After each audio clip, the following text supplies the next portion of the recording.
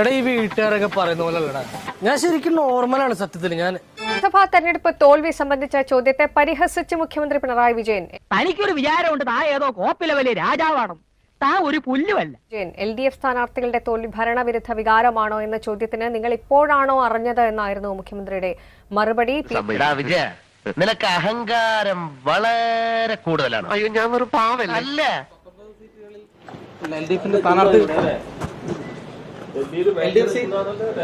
വോട്ടേ കുത്തും ആലോചിക്കണം.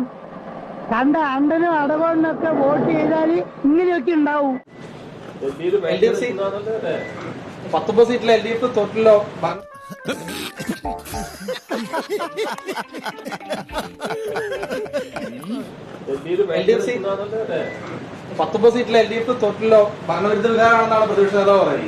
കേരളത്തിലുടനീളം സ്റ്റാർ ക്യാമ്പയിനറായി രംഗത്തെത്തിയത് കേരള മുഖ്യമന്ത്രി പിണറായി വിജയൻ.